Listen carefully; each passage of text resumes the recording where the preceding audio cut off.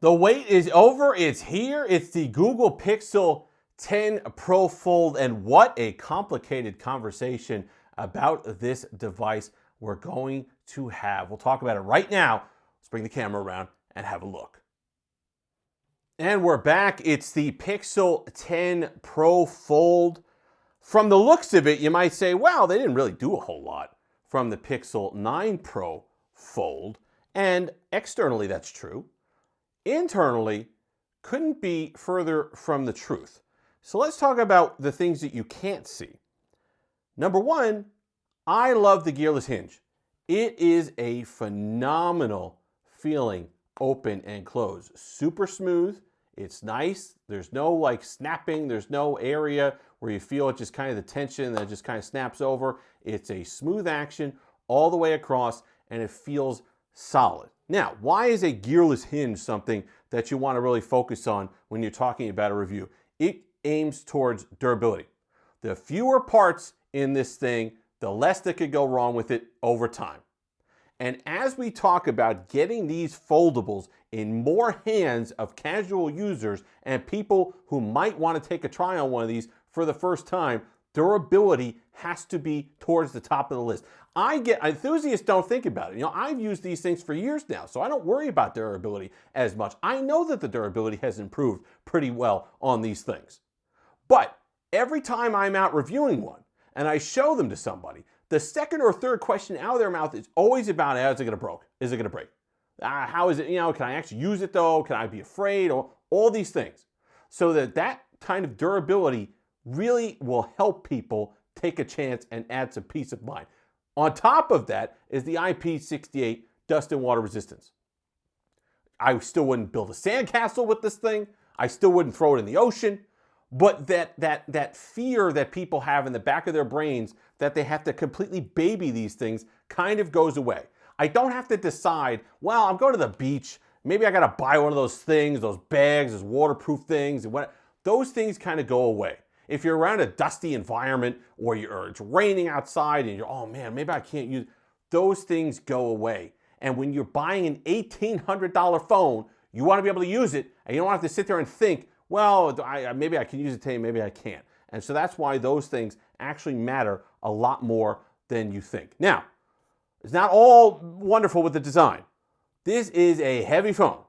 This is the last of the generation I think you're going to see of the hefty foldables, the hefty book style foldables. This is a chonker, 258 grams, and that makes a difference. The Galaxy Z Fold 7 is 40 grams lighter. 40.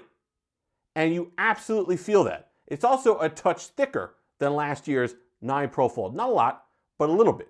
Now, when you have it opened, it really doesn't feel that thick. I mean, this is 5.2 millimeters is not a real task to hold in the hand. And if it's your only phone, obviously you're not carrying around 3 phones like I am, then it's less of a burden to have in your pocket. But there is a benefit to the thicker device, and we'll talk about that in a moment. Displays, nice. I like the fact that they increased the size a little bit, 6.4-inch display, now Actuate panel, 1080p, really nice, colorful. I spent an entire day on the outer panel, not really worried about it. It's been an excellent experience overall. It's smooth, it's nice, it's colorful, it's saturated, it's warm. I really like the outer panel, and I don't feel like I'm getting robbed if I don't use the internal display because the outer display is too small. These kind of design quirks don't really bother me. Bezels on it don't bother me. It's really nice. Oh, by the way, in this moonstone colors, it's absolutely gorgeous color. So I like the feeling in the hand. If you could get over the weight, it's actually a really nice device. And then that opens up to a fantastic 8-inch display, and you got the Super Actua Flex panel here. I think it's 8 or 8.1, but a really, really nice display on the internal display. I usually have widgets and stuff over here, but they have top secret information that I can't show, so I've removed them for now. But I take full advantage of it. I really miss when I use a foldable. So that's every time I go back and review a foldable, I'm like, oh, this is really nice. I have my widgets and emails and calendar and everything, and apps on this side. It's just a really nice overall experience. And this display is fantastic for content and apps, and it just looks really, really nice. Software. The original Google Pixel Fold, if you remember, because I've screamed about it enough, so I don't know how you couldn't, didn't even have app pairs. It took us like a year and a half to get app pairs on that device. Well, Material 3 Expressive Android 16 app pairs are really nice. You go ahead, you can long press, you get a split screen, send something to the split screen. Let's pick another one. Okay. Then we could go here, put everything here, and then you literally get a drop-down menu. And you can see that save app pair, save that pair. It goes there, and you're done.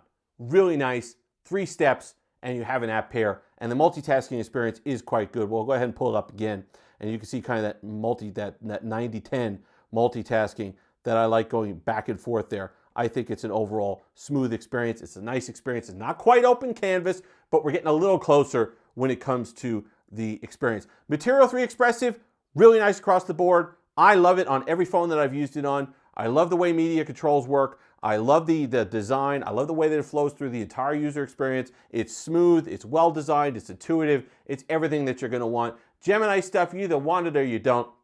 I like the fact that natural language editing on photos is live on this device now. You could go in there. Magic Q I happen to like because it's a very subtle reminder. I don't want AI in my face, and I don't want AI to the point where I need to tell it what to do or know how to tell it what to do.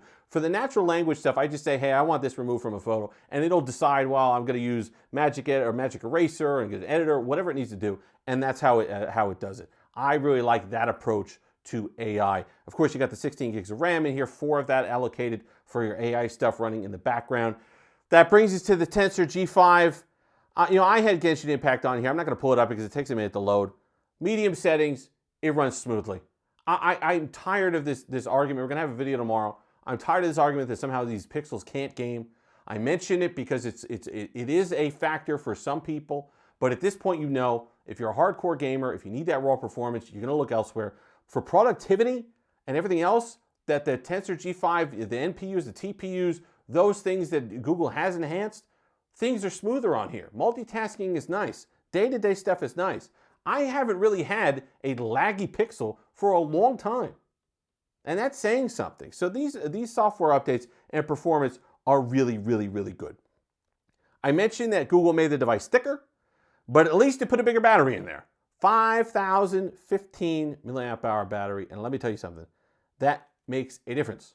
I can get a solid 2 days with mixed use, kind of light use, just regular casual use, a couple hours a day, 2-3 hours a day, no problem. I could get a full day on the internal display just rocking out.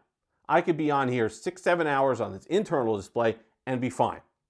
That's something I can't necessarily say about the Galaxy Z Fold 7 with its 4,400 milliamp hour battery. Now, that device doesn't get bad battery life. That's, again, like with gaming, that's not what we're talking about. It's not bad battery life. If you plug your phone in every night, you're going to be fine over there. But I like the flexibility where one night I just didn't plug it in. I have 9 million phones. I was going to review something else, so I wanted to have that on the charger, one of the 3 chargers that I have set up. I was like, I'm going to put something else on there. I left this. I was at 65%. Came back in the morning, no problem. Made it through the entire other next day. That's what I like about these foldables. When you add in that durability, when you add in the battery life on here, this is the Fold. The Z Fold 7 feels phenomenal in the hand. We're going to have that conversation, the comparison. Great device. Really good. Samsung did a lot of great things this year with the Galaxy Z Fold 7. This is also a device that I like for other reasons. It's a chonker, okay? It's not the sleekest device in the world, but it's a set it and forget it book style foldable that I didn't think we'd get to. I didn't think we'd get to that kind of battery size and performance. I didn't think we'd get to that sort of durability, at least not for a bit. So I'm really pleased overall. And you get a SIM card, even if you're not if you're in the United States, you get a SIM card, physical SIM card tray, which is nice as well. So I've been impressed with that. And then there's the cameras. Yes, I know Google didn't really. Oh, let's talk about, before we move on to that, I love the G2 stuff. I love the fact that I can throw the accessories on here. I not so much the charging as the possibility for accessories. Like, this is the first time on one of these devices I could get a car mount and feel confident it's going to sit there and not have to worry about it. So that's something that's definitely an advantage. I think it's a 15 watt with the G2 stuff, but I really like the Pixel Snap charging stand. I'm looking forward to some of the accessories that it comes up with. I like the cases. I like the whole thing.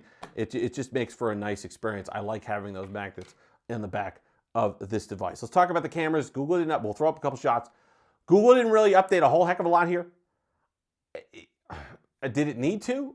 I still think on the whole, 100 point and shoot shots, you're going to be happiest with the results from the Pixel 10 Pro Fold as you would on any book style foldable in the United States. That's a point to make. I love the 5x zoom. I love the point and shoot. I love the night sight photography on here, the low light stuff.